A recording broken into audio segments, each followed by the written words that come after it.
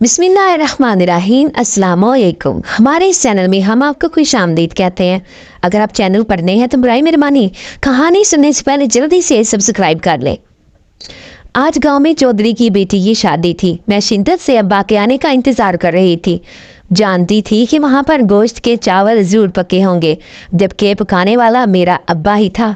वो वैसे ही अब्बा के हाथ की बनाई हुई देग बड़ी मज़ेदार होती थी। फिर शादी से फारिग होकर जैसे ही अब्बा घर आया तो इनके हाथ से चावलों का डिब्बा मैंने फ़ौरन ही ले लिया। मज़े से गोश्त वाले चावल खाने लगी। साथ ही मेरी सारी बहनें भी बैठ गई थी। अम्मा कहने लगी, अपने अब्बा को सांस तो लेने देती, आते बस खाने पर नज़र होती है। तेरी जा अब्बा के लिए चाय बना। अब मेरा पेट भर चुका था, इसलिए मैं बड़े आराम से उठी और अब्बा के लिए चाय बनाने लगी। लेकिन क्या जानती थी कि शाम तक मुझ पर क़यामत टूट पड़ेगी, जब अचानक ही अब्बा के सीने में दर्द होने लगा। अम्मा इन्हें मना करती थी कि इतना काम ना किया कर। अब्बा ने आज इकट्ठी 15 देगे बनाई थी।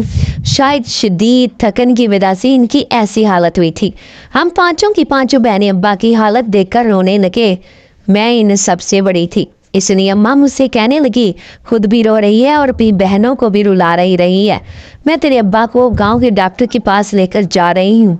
अम्मा ने रिक्शा कराया और अब्बा को डॉक्टर के पास लेके, लेकिन बदनसीबी के काले बादल हम सारी बहनों पर छा गए थे जब अम्मा रोती पीटती अब्बा की लाश को घर लेकर आई थी। मेरा नाम सकीना है। मैं अपने छोटे से गांव में रहती थी। मेरे अब्बा पेशे के लिहाज से एक नाई थे। वो शादियों में खाना बनाया करते थे। इनके हाथ का बना हुआ खाना पूरे गांव में मशहूर था। हम 5 बहनें थीं। मैं सरकारी स्कूल से मैट्रिक पास कर चुकी थी, जबकि छोटी बहनें अभी भी स्कूल में पढ़ती थीं।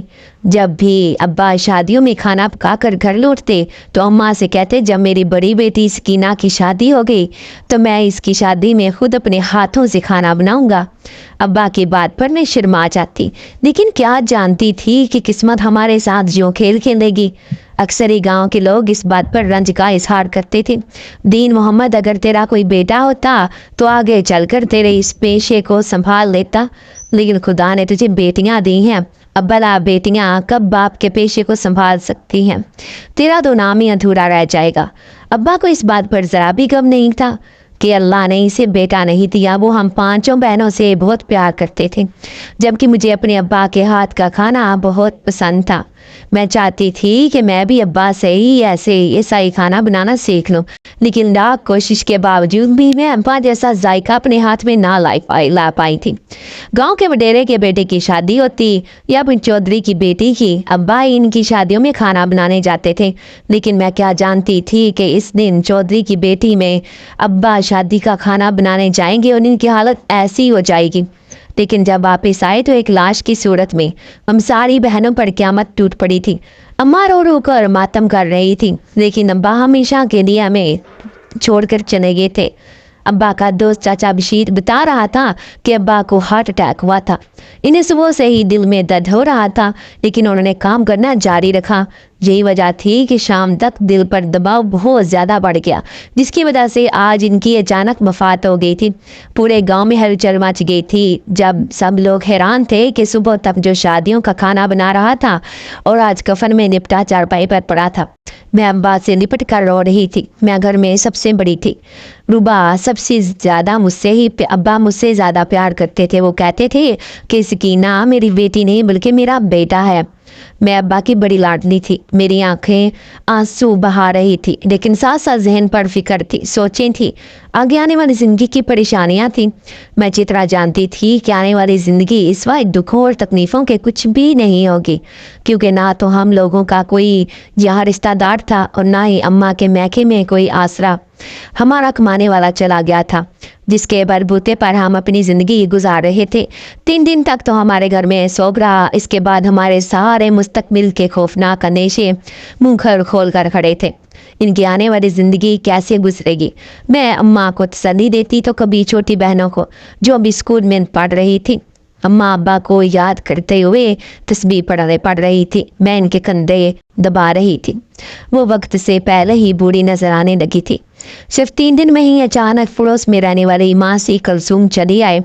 मासी कहने लगी, अरे जरीना, تیرے گھر کا گزارا کیسے ہوگا؟ دیکھے دیکھتے تیرا کمانے والا تو کوئی چلا گیا، دین محمد جو تیری بیٹیوں کا آسرا تھا، تیری 5 بیٹیاں ہیں، سوچ تو ان کی شادی کیسے کرے گی، کیسے انہیں پیٹ بھر کر کھلائے گی۔ مجھے ماسی ماں کلثوم کی بات پر بہت غصہ آیا تھا۔ میں انہیں کہنے لگی، ماسی اللہ وارث ہے، اللہ نے ہمیں اکیلا چھوڑ دیا، لیکن اللہ کا آسرا بہت ہے، مجھے یقین ہے کہ اللہ کوئی نہ کوئی سبب بنا دے گا۔ انہیں تو میں نے خاموش کروا دیا تھا، لیکن مجھے بھی فکر تھی کہ آگے ہمارے گھر کا گزارا کیسے ہوگا۔ لیکن جب ایک ہفتے بعد گھر میں فاقے کی نوبت ہونے لگی اور اماں کی طبیعت دن بدن بگڑنے لگی، مجھے یہ خوف کھائے جا رہا تھا کہ کہیں اماں بھی ہمیں ابا کی طرح چھوڑ کر نہ چلی جائیں۔ بہنوں نے تو اسکول جانا ہی چھوڑ دیا تھا، حالانکہ میں روزانہ انہیں کہتی تم لوگ اپنی پڑھائی نہ چھوڑو، دیکھو ابا چلا گیا ہے تو کیا ہوا، لیکن ابا کی خواہش تھی کہ میری ساری بیٹیاں 10 جماعتیں ضرور پاس کریں۔ وہ روتے ہوئے کہتی ہیں، کیا کریں باجی، ہمارا دل ہی نہیں کرتا ہے اسکول جانے کو، لیکن میں انہیں پڑھانا لکھانا چاہتی تھی۔ ابا نے مجھے بیٹا کہا تھا، میں اماں کو بیٹا بن کر دکھانا چاہتی تھی۔ جب صرف ایک ہفتے بعد ہی میں نے ابا کی دیگ اٹھائی اور اس گاؤں میں ہونے والی شادی میں دیگ پکانے چلی گئی۔ اماں کہنے لگی، کیا باولی ہو گئی ہے، تجھے کہاں سے دیگ پکانی آتی ہے؟ تو میں کہنے لگی، اماں مجھے سب آتا ہے، میں نے ابا کو دیکھا ہے کہ وہ کس طریقے سے کھانا پکاتے ہیں، میں بھی گوشت والے چاول اور سالن بہت اچھی طرح بنا سکتی ہوں۔ اب میں اس انتظار میں تھی کہ کب شادی سے مجھے کھانا پکانے کا آرڈر آئے اور میں بھی کھانا پکانے جاؤں، لیکن وہ شخص جو ابا کی موت سے انجان تھا، وہ ہمارے گھر کی دہلیز پر آیا اور کہنے لگا کہ میرے بیٹے کی شادی ہے، اس لیے میں دین محمد کو بلانے آیا ہوں۔ اماں پھوٹ پھوٹ کر رو پڑی، لیکن میں اس آدمی کے سامنے آ گئی اور کہنے لگی، دین محمد تو اس دنیا سے چلا گیا ہے، لیکن اس کی بیٹی بھی بہت اچھی طرح کھانا بنانا جانتی ہے، اگر چاچا تو کہے تو میں تیرے بیٹے کی شادی میں کھانا بنا سکتی ہوں۔ وہ حیرت سے مجھے سر سے پاؤں تک دیکھ رہا تھا، کہنے لگا، میری بیٹی تو کیسے کھانا بنائے گی، کیا تجھے اتنا تجربہ ہے؟ میں کہنے لگی، چاچا ابا سے دیکھ دیکھ کر مجھے بہت تجربہ حاصل ہو گیا ہے، حالانکہ اندر سے میں خوف کا شکار تھی۔ میں جانتی تھی کہ مجھے اتنا تجربہ نہیں ہے، لیکن میں اپنے گھر کا سہارا بننا چاہتی تھی، اس لیے اس شادی میں کھانا بنانے چلی گئی۔ پورے گاؤں میں مشہور ہو گیا کہ دین محمد کی بیٹی سکینہ شادیوں میں کھانا بنانے لگی ہے، لیکن جیسے ہی میں نے کھانا بنا کر تیار کیا تو وہ کھانا ابا جیسا نہیں تھا، نہ ہی اس کا ذائقہ کچھ اچھا لگ رہا تھا۔ لوگ کھانے کے بارے میں باتیں کر رہے تھے، جبکہ میں سہمی ہوئی تھی۔ تبھی وہ چاچا آ کر کہنے لگا، دیکھ تو نے میری بےزتی کروا دی، شادی کا کھانا تو نے خراب پکایا ہے، آج کے بعد کوئی تجھے شادی میں نہیں بلائے گا۔ یہ سن کر میں رونے لگی، میں جانتی تھی کہ ابھی ابا کے ہاتھ جیسا ذائقہ میرے ہاتھ میں نہیں آ سکتا، لیکن میں کوشش تو کر سکتی تھی۔ لیکن میری اتنی بےزتی ہوئی کہ میں گھر آ کر رونے لگی، لیکن ہمت نہیں ہارنا چاہتی تھی۔ تو بھی پڑوس میں رہنے والی ماسی کلثوم اپنے گھر میں بلاد کروانے لگی، اسے 5 کلو بریانی کی دیگ بنوانی تھی۔ میں ماسی کلثوم کی منتیں کرنے لگی، ماسی بس ایک موقع دے دے، میں تیرے گھر کی نیاز بنا دوں گی۔ ماسی کہنے لگی، دیکھ میری اب نہ کروا دینا بےزتی، اچھا کھانا بنانا، میں انہیں یقین دلانا چاہتی تھی کہ میں بہت اچھا کھانا بناؤں گی، اس لیے سرے شام ہی شروع ہو گئی۔ پہلے مسالوں کا مکسچر تیار کیا، اس کے پاس سارے چاول ڈال کر دم پر ڈال دیے، لیکن جیسے ہی چاول پک کر تیار ہوئے شدید خوف نے آ گھیرا، کیونکہ چاول بہت زیادہ گل چکے تھے اور اس میں پانی بھی میں نے زیادہ ڈال دیا تھا۔ ماسی کا سارا کھانا خراب ہو گیا تھا، وہ مجھے گھور رہی تھی، پھر کہنے لگی، تجھے ہم یتیم سمجھ کر کام دیتے ہیں، لیکن تجھے کام کرنا نہیں آتا، تو چھوڑ کیوں نہیں دیتی؟ دیکھ تیرا ابا پچھلے 20-30 سالوں سے کھانا پکا رہا تھا، اتنی جلدی ہاتھوں میں تجربہ نہیں آتا، اب یہ کام چھوڑ اور کوئی دوسرا کام دھندا ڈھونڈ لے۔ میں تو کہہ رہی ہوں بڈیرے کی حویلی پر جایا کر میرے ساتھ اس کے گھر کا کام کرنے، لیکن میں گھر آ کر رو رہی تھی۔ ماسی نے سب کے سامنے مجھے ذلیل کر دیا تھا۔ پھر اگلے دن ایک دوسرے گاؤں سے ایک آدمی آیا، وہ بھی ابا کا جان پہچان والا تھا، اسے ابا کی موت کے بارے میں علم نہیں تھا۔ وہ مجھے کہنے لگا، مجھے بہت افسوس ہوا کہ دین محمد اس دنیا سے چلا گیا ہے، دراصل میرے بیٹے کی شادی ہے تو میں 10 دیگوں کا آرڈر لے کر آیا تھا۔ میں جلدی سے اسے کہنے لگی، چاچا ابا کی جگہ پر اب میں کام کرنے लगी हूँ।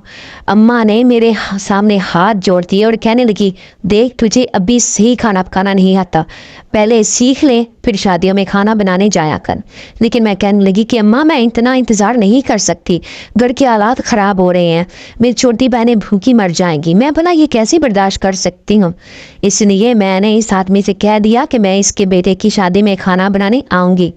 फिर अगले दिन गांव वालों से छुप कर मैं दूसरे गांव चली गई इस आदमी के बेटे की शादी में खाना बनाने के लिए। मैंने सारी देगे तो तैयार कर दी थी, मुझे कुछ कुछ तो मसालों को वगैरह का तजर्बा था, लेकिन ज़्यादा चिड़बा ना होने की वजह से वो खाना भी मुझसे ख़राब हो गया था। वो आदमी सर पकड़े बैठा, कहने लगा, अगर हमें जलील करवाना था तो क्यों आई यहाँ खाना बनाने। देख दीन मोहम्मद की हम बहुत इज्जत करते थे क्योंकि इसके हाथ में जायका था, लेकिन ऐसे लगता है कि तू पैसों के लालच में मेरे बेटे की शादी में आई है, मैं तुझे 1 रुपया नहीं दूंगा। उसने सब लोगों के सामने मुझे जलील कर दिया था। मैं बिलक बिलक कर रो रही थी। आधी रात का वक्त हो गया था। इस आदमी ने फटाफट शहर से दूसरा खाना मंगवा लिया था। सारी गलती मेरी थी, शायद मैंने ही पैसों के का लालच किया था। अब मैं रात के 11 बजे रोती हुई अपने गांव की तरफ आ रही थी। ऐसे लग रहा था कि मैं ज़िंदगी में कभी कामयाब नहीं हो सकूंगी। अब्बा के हाथ में जो जायका और इनके नसीब में जो कामयाबी थी वो मुझे कभी भी नहीं मिल सकती थी। मैं कभी भी अपने घर वालों का सहारा नहीं बन सकती। यही सोचकर मुसलसल मेरे ज़हन में घर वालों का सहारा नहीं बन सकती, मेरे ज़हन में कई सोचें आ रही थी। रोते रोते अचानक मुझे बुरी तरह चक्कर आने लगे तो मुझे याद आया कि मैंने सुबह से एक नवाला भी नहीं खाया था। मुसलसल काम करती रही लेकिन फिर भी मुझे कोई फ़ायदा नहीं हुआ था। जिल्दत मेरे नसीब में लिखी जा चुकी थी। यूं ही इस जंगल से गुजरते हुए अचानक मेरी चप्पल टूटी तो पाँव से चलना भी दुश्वार हो गया। मैं नंगे पाँव ही इस ज़मीन पर चलने लगी। जब थोड़ी दूर जाकर अचानक मेरे पाँव में कांटा चुभ गया। मैं दर्द की शिद्दत से रोने लगी। कुछ कांटे की तकलीफ थी तो कुछ अपने नसीब की खराबी में मुसलसल आंसू बहा रही थी। जब मुझे अपने पीछे एक आवाज़ सुनाई दी, क्यों रो रही हो बेटी? मैं घबरा कर पलटी। मैंने देखा मेरे सामने एक सफ़ेद लिबास पहने बुजुर्ग खड़े थे। वो बड़े ही खूबसूरत थे। इनके नौरानी चेहरे से जैसे नूर टपक रहा था। मैंने देखकर घबरा गई। भला आधी रात को ये बुजुर्ग कहाँ से आए? मैं घबरा कर कहने लगी, वो मेरी चप्पल टूट गई है, नंगे पाँव चल रही थी ना, इसीलिए तुझे इस बात की तकलीफ तो नहीं है, लेकिन तेरी आंखों में जो दर्द है वो बता रहा है कि तू बहुत बड़ी परेशानी से गुजर रही है। मुझे बता अपनी परेशानी, शायद मैं तेरी कोई मदद कर सकूं। मैं रोते हुए कहने लगी, मेरे घर का आखिरी सहारा चला गया। मेरा अब्बा जो हमारे पूरे घर की जिम्मेदारी उठा रहा था, लेकिन अब मैं वो जिम्मेदारी उठाने की कोशिश कर रही हूँ, लेकिन मेरे हाथों में वो जायका नहीं, वो ताकत नहीं जिससे मैं अपना कोई नाम बना सकूं। ऐसे लग रहा है कि हम सब भी मांग कर अपना गुजारा करेंगे। वो बुजुर्ग ये सुनकर मुस्कुराने लगे, फिर कहने लगे, अच्छा पूरी बात बताओ, आखिर तुम क्या चाहती हो?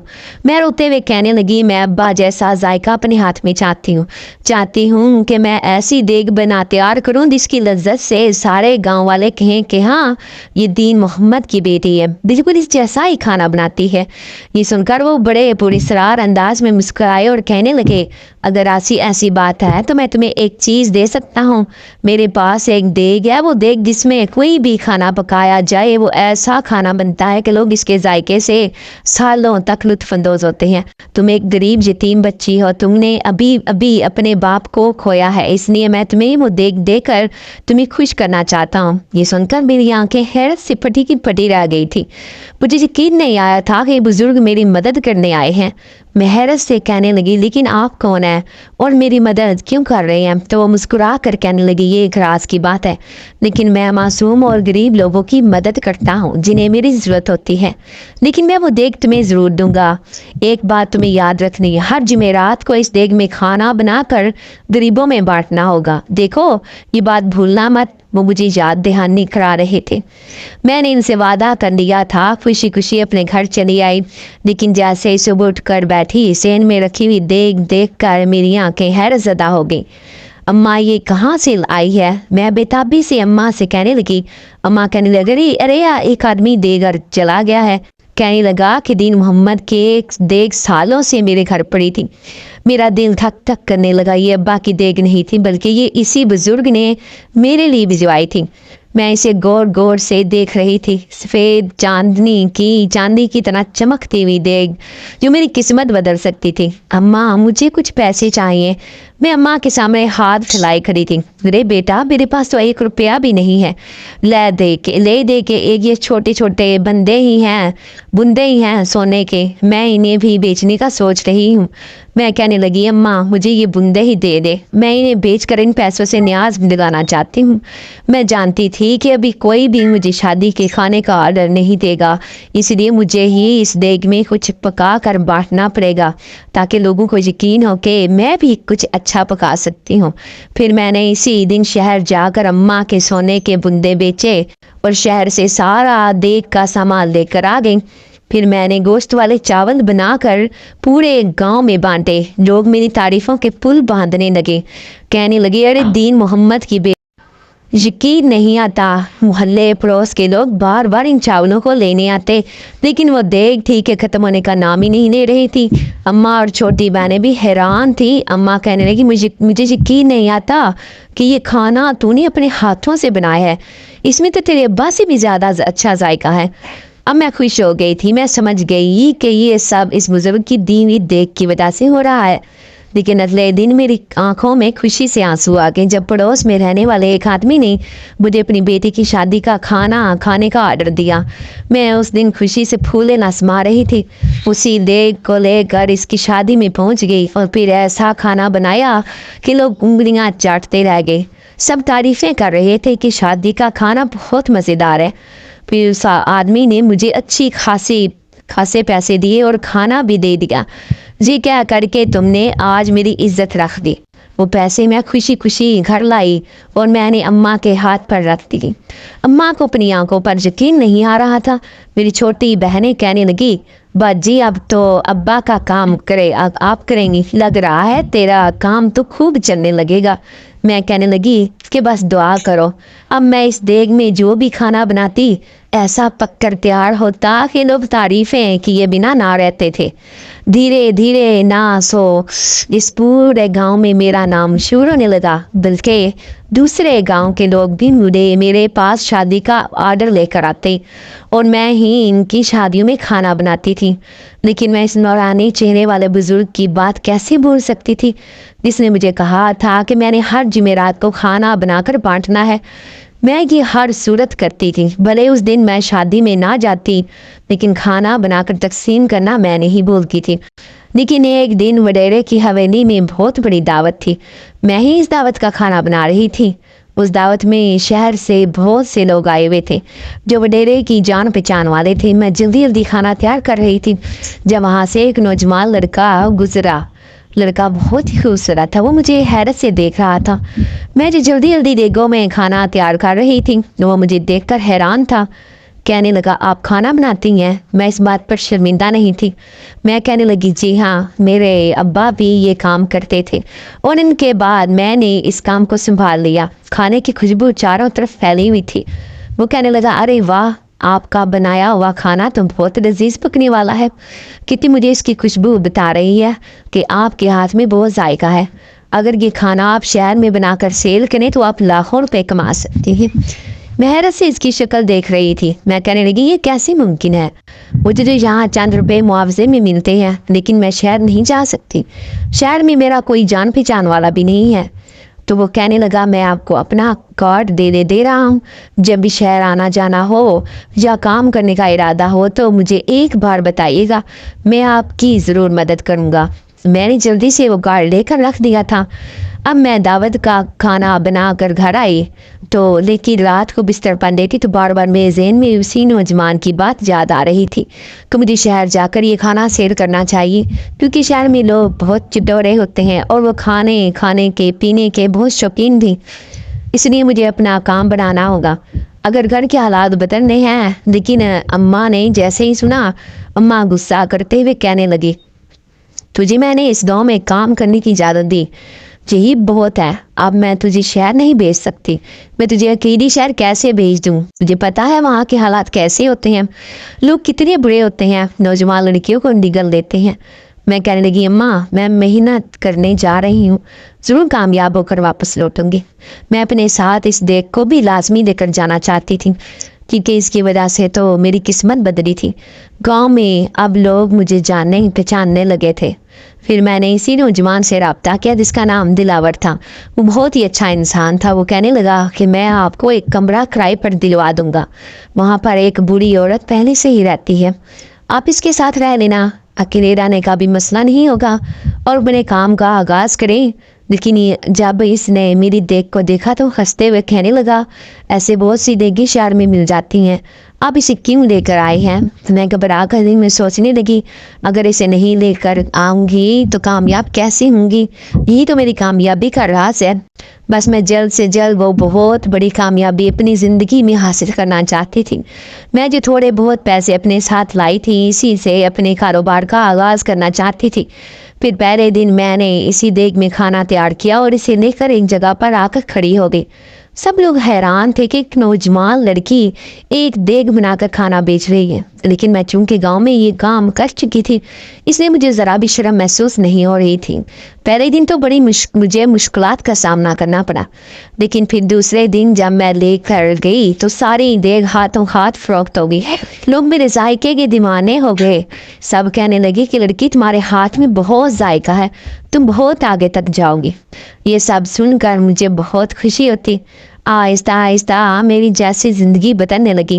मैं एक बुरी औरत के साथ रहती थी। जब महीने के पैसे जमा हो जाते तो मैं अम्मा को भिजवा देती, लेकिन आहिस्ता आहिस्ता मैंने अपना काम बढ़ाना शुरू किया।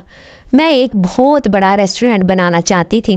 वो नौजवान जिसका नाम दिलावर था, वो मेरी भरपूर मदद कर रहा था।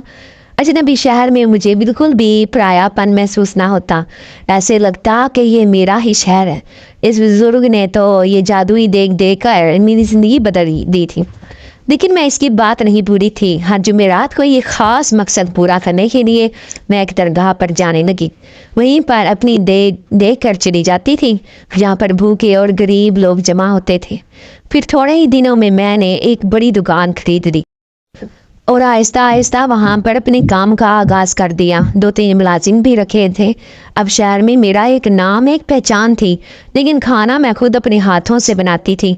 मैं जानती थी कि जो खाना इस देग वाले खाने का होता है वो किसी और का नहीं हो सकता, लेकिन फिर भी मुझे इतना तजुर्बा हासिल हो गया था कि अब मेरा खाना बहुत शानदार था।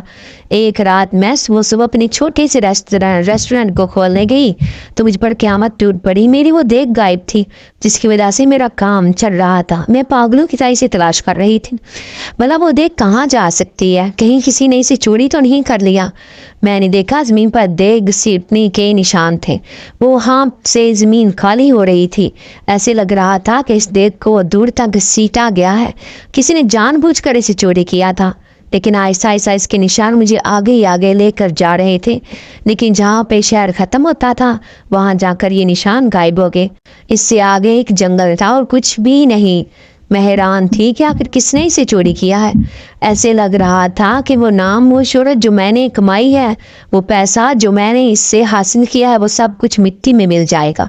लोग कहेंगे कि आखिर मेरे खाने में ऐसा जायका क्यों नहीं आ रहा जैसा मैं पहले बनाती थी। परेशानी से सर पकड़े अब मैं रो देने को थी, लेकिन आखिर वो मेरी देह कहाँ गई होगी। मैं इतनी परेशान थी कि आज मैंने अपना रेस्टोरेंट बंद रखने का फ़ैसला किया। मैं बिल्कुल भी काम नहीं कर पा रही थी। मैंने दोनों काम वाले लड़कों को भी छुट्टी दे दी।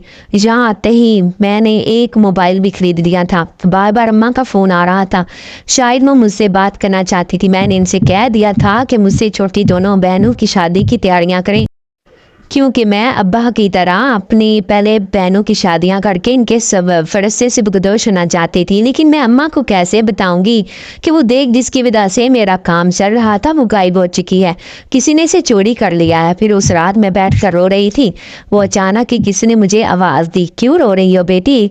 मैंने जैसे ही नज़रें उठाकर देखा, सामने वही नूरानी चेहरे वाले बुजुर्ग खड़े थे। मैं हैरत से इन्हें देख रही थी कि रोते हुए कहने लगी, बाबा जी, वो जो तोहफा आपने मुझे दिया था मेरी ज़िंदगी بدلنے کے لیے وہ میری زندگی سے چلا گیا ہے۔ یہ سن کر وہ مسکرائے، پھر کہنے لگے میں نے تمہیں کہا تھا کہ ہر جمعرات کو تم نے نیاز ضرور لگانی ہے، لیکن تم نے اس جمعرات کو اس بات کو نظر انداز کر دیا۔ یہی وجہ تھی کہ وہ دیگ جن کی تھی وہ اسے اپنے ساتھ لے گئے ہیں۔ یہ سن کر میں سخت تعجب کا شکار تھی۔ میں انہیں کہنے لگی ایسا کیسے ہو سکتا ہے؟ ہاں، میں اس جمعرات کو اسی لیے اس درگاہ پر نہیں جا سکی کیونکہ میرے ریسٹورنٹ میں کچھ کام تھا، وہاں پر بہت زیادہ گاہک جمع تھے اور میں انہیں چھوڑ کر نہیں جا سکتی تھی۔ یہ سن کر وہ پورے اسرار لہجے میں کہنے لگے تم نے یہی تو غلطی کی، تم نے اس نیاز کے اوپر اپنے پیسے جمع کرنے کے لیے زیادہ دھیان دیا، یہی وجہ تھی کہ وہ تم سے ناراض ہوگی۔ تم کیا سمجھتے ہو کہ ہر جمعرات کو جو تم نیاز لگاتی تھی وہ انسان کھاتے تھے؟ نہیں، اس دیگ کا کھانا کھانے والے انسان نہیں بلکہ جنات تھے۔ یہ سن کر میں سخت دہشت زدہ رہ گئی تھی، مجھے اپنی آنکھوں پر یقین نہیں آ رہا تھا۔ میری حیرت کو دیکھ کر وہ مسکراتے ہیں، وہ کہنے لگے میں سچ کہہ رہا ہوں، میں بھی ایک نیک جنات ہوں۔ میں تمہاری اسی لیے مدد کی تھی کیونکہ تم نے تم ایک یتیم لڑکی تھی، اس لیے میں تمہاری مدد کرنا چاہتا تھا، لیکن ساتھ میں انہیں بھی خوش کرنا چاہتا تھا جن کی وہ دیکھ تھی۔ لیکن جب تم اس جمعرات کو انہیں بھول گئی تو وہ اسے اپنے ساتھ لے گئے۔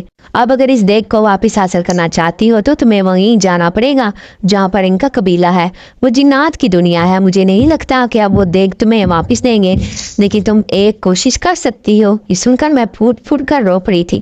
مجھے یقین نہیں آ رہا تھا کہ میری مدد کرنے والے نیک جنات تھے، جبکہ میں سمجھ رہی تھی کہ کوئی انسان اتنا بڑا دل کا مالک کیسے ہو سکتا ہے۔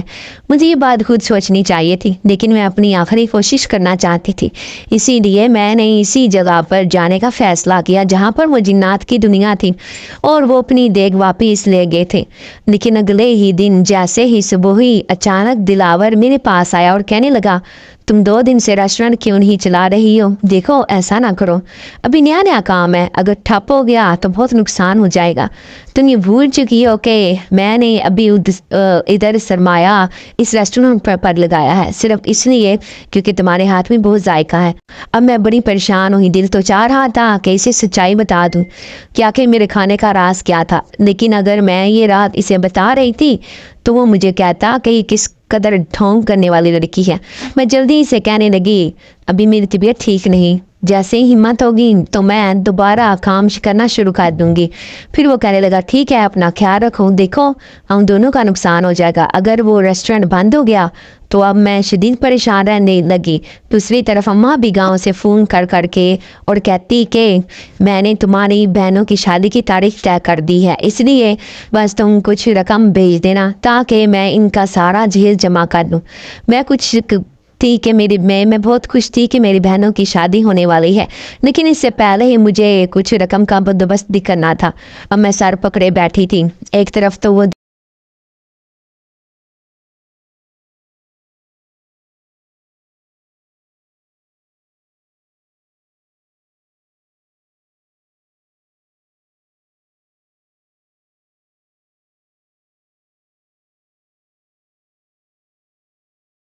آج رات میں انہی سوچوں میں گم دل میں اس نیک جنات کو یاد کر رہی تھی۔ جو غلطی مجھ سے ہو چکی تھی میں اسے سدھارنا چاہتی تھی۔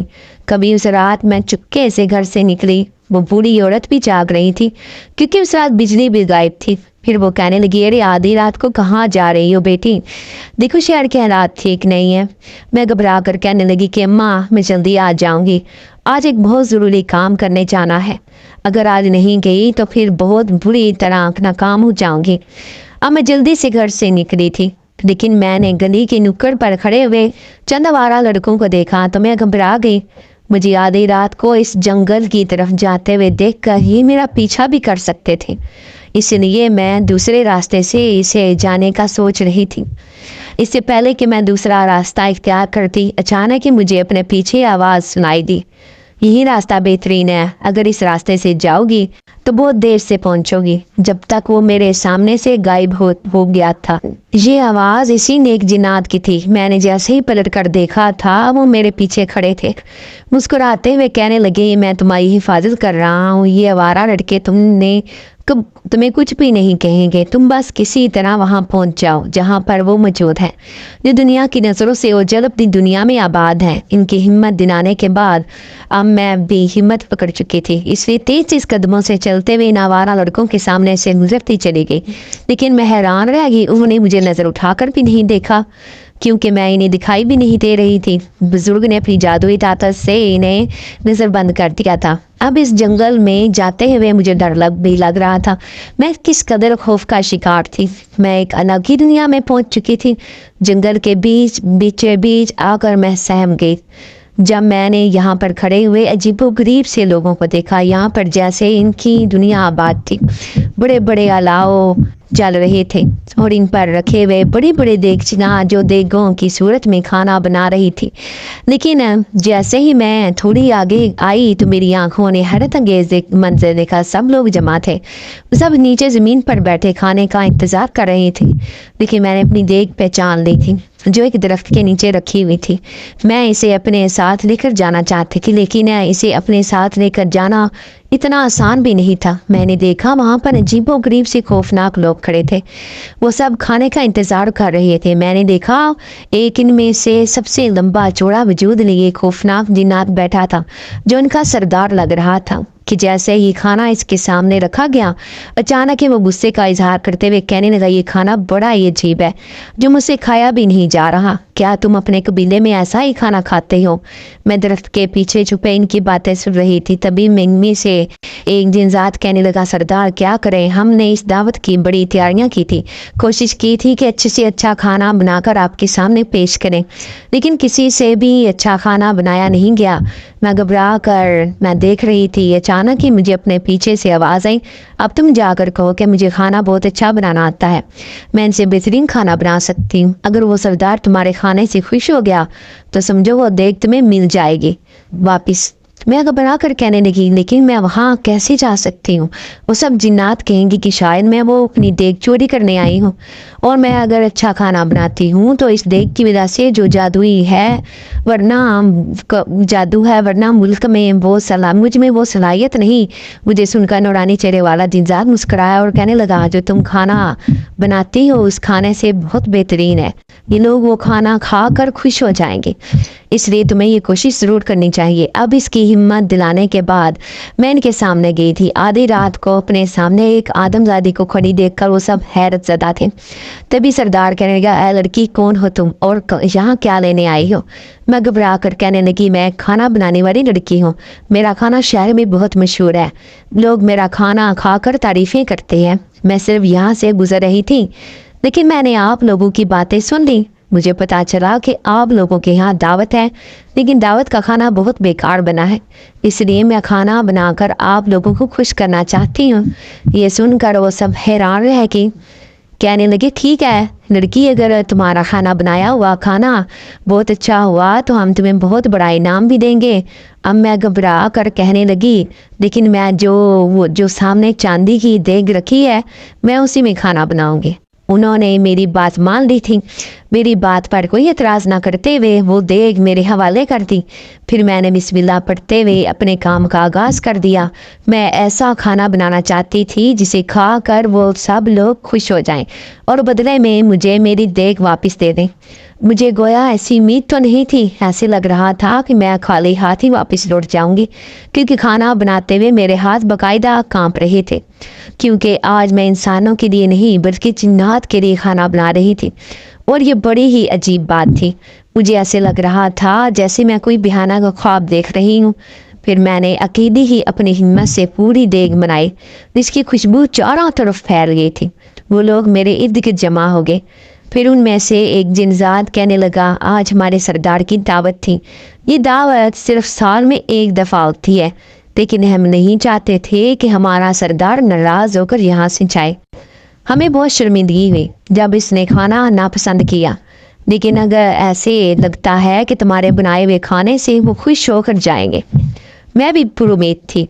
फिर जैसे ही खाना बनकर तैयार हुआ, इसकी खुशबू ने तो जैसे इन लोगों को दीवाना कर दिया था। लेकिन मैंने सारे मसाले, सारा हिसाब किताब अपने अब्बा की तरह इस्तेमाल किया था। मैं चाहती थी कि आज खाने में कोई कसर ना रहे। पहली बार मैंने पूरे दिल से खाना तैयार किया था। फिर जैसे ही सरदार ने खाना खाया, खाना खाकर वो हैरत भरी नज़रों से मुझे देख रहा था। फिर कहने लगा, इससे पहले मैंने ऐसा जायकेदार खाना कभी नहीं खाया। लड़की, तुमने तो कमाल कर दिया। उनके मुंह से अपनी तारीफें सुनकर मैं खुद भी बहुत खुश हुई थी। बेख्तियार दिन ही दिन में मुझे अब्बा की याद आई। वो भी तो ऐसे ही दिल से खाना तैयार किया करते थे, जब भी तो लोग इनकी इतनी इज्जत करते थे। फिर सरदार कहने लगा, तुमने इतना अच्छा खाना बनाया है, इसका तुम्हें बहुत बड़ा इनाम भी मिलना चाहिए।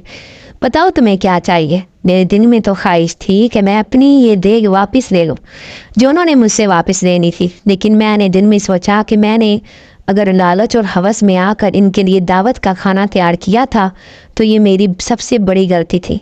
मैं इनसे कोई इनाम नहीं लूँगी। इसलिए मैं सरदार से कहने लगी, मैं यहाँ इनाम के लालच में नहीं आई, लेकिन खाना बनाकर लोगों को खाना खिलाना मुझे बहुत अच्छा लगता है। बस मैं आप लोगों को खुश करना चाहती थी, क्योंकि मेरा अब्बा भी एक खाना बनाने वाला था। वो गांव की शादियों में खाना बनाया करता था, लेकिन अचानक एक दिन हार्ट अटैक के बायस इसकी मौत हो गई। हमारी तो गोया ज़िंदगी ही ख़त्म हो गई थी। उस दिन के बाद से मैं अपने घर का सहारा बनी और मैंने पूरा घर संभाला। मैं अपनी गमगीन कहानी इन्हें सुना रही थी। सरदार की आंखों में आंसू आ गए। वो कहने लगा, तुम बहुत हिम्मत वाली लड़की हो। ऐसी लड़कियां इस दुनिया में बहुत कम है। मैं चाहता हूँ कि तुम अपनी ज़िंदगी में बहुत तरक्की करो। लेकिन लड़की, क्या तुम जानती हो कि हम इंसान नहीं बल्कि जिन्नात हैं। वो समझ रहे थे कि मैं ये बात सुनकर डर जाऊंगी और मुझे इसके बारे में इल्म नहीं था, लेकिन जब मैंने इन्हें बताया कि मुझे पहले से ही ये सब मालूम था तो वो सब हैरान रह गए। कहने लगे कि ये बात जानते हुए भी तुमने हमारे लिए खाना बनाया, ये बहुत बड़ी बात है। मैं इसमें एक गहरा सबक लेकर इस जगह से जा रही थी। मैंने कोई भी इनाम नहीं दिया और मुझे ऐसा कोई लालच भी नहीं था, इसीलिए मैं वापस लौट आई। फिर उस रात मैं अब्बा की याद में आंसू बहा रही थी जब वो नौरानी चेहरे वाला बुजुर्ग मेरे सामने आया। वो हैरान होकर कहने लगा, सरदार ने तुम्हें इनाम लेने को कहा था, तुमने इनकार क्यों किया? अच्छा होता कि अगर तुम बदले में वही देग ले आती।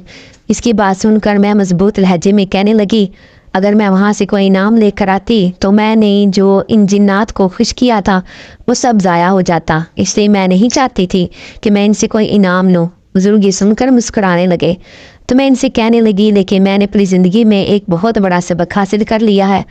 अगर किसी चीज़ को भी दिल से मेहनत से हासिल तैयार किया जाए तो वो बहुत अच्छी बनकर तैयार होती है। और मैं भी अब अपने अब्बा से ये सबक हासिल कर चुकी हूँ। इतने सालों से जो ये बात मैं ना समझ सकी थी, आज वो मैं इन जिन्नात की दुनिया में जाकर अच्छी तरह समझ गई थी। फिर दूसरे दिन ही मैंने अपना रेस्टोरेंट खोल लिया। मैं जो इस देख के खो जाने की वजह से परेशान थी, लेकिन आज हिम्मत करके अपने हाथों का जायका लोगों को खिलाना चाहती थी। पहली बार, वरना तो मैं इसी देख के आसरे पर ज़िंदगी गुजार रही थी कि जैसे ही खाना पका कर तैयार हुआ, लोग कहने लगे, वाह, आज तो बेहतरीन खाना बना है, लगता है कि ये रेस्टोरेंट बहुत तरक्की करेगा। दिलावर भी आ चुका था। वो कहने लगा, शुक्र है कि तुम्हारी तबीयत ठीक हो गई और हमारा नुकसान नहीं हुआ। मैं चाहता हूँ कि तुम 2-3 और लड़कों को ये खाना बनाना सिखा दो, ताकि जब तुम्हारी तबीयत ख़राब हो तो वो हमारे रेस्टोरेंट को ऐसे ही चलाएं। मैं इसकी बात अच्छी तरह समझ गई थी और पूरी मेहनत से इन्हें खाना बनाना सिखा रही थी। देखते ही देखते हमारा रेस्टोरेंट खूब तरक्की करने लगा। लेकिन एक दिन बहुत बड़ा दिन था जब इकट्ठा 20 देगों का ऑर्डर आया। ये एक शादी की तकरीब थी जहाँ पर हमें खाना बनाकर भेजना था। मैंने इन लड़कों को भी अपने साथ लगा दिया। दिलावर कहने लगा, मुझे यकीन नहीं आता कि हमारे छोटे से रेस्टोरेंट में कोई इतना बड़ा ऑर्डर भी कैसे आ सकता है। मैं इसकी बात सुनकर मुस्कुरा दी थी, लेकिन जैसे ही देगें पक तक कर तैयार हुई, रात के 12 बजे जाना कुछ अजीबो गरीब से लोग इन देगों को देने आए और उन्होंने सारी रकम मेरे हाथ में थमा दी।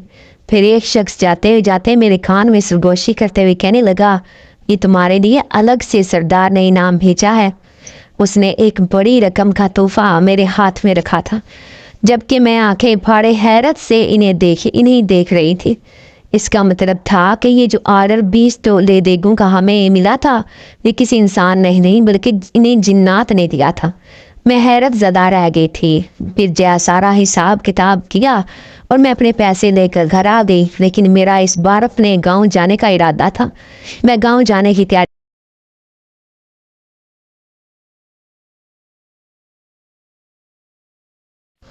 उसे देखकर मैं डर गई, लेकिन वो कहने लगा, मैं चाहता हूँ कि जब भी हमारे कबीले में दावत हो तुम ही वहाँ आकर खाना बनाओ, क्योंकि मुझे तुम्हारे हाथ का जायका बहुत पसंद आया है। मैंने उनसे वादा कर लिया था कि मैं इनकी बात से इनकार नहीं करूँगी, बल्कि हर साल इनकी दावत में आकर मैं खुद वो खाना बनाया करूँगी।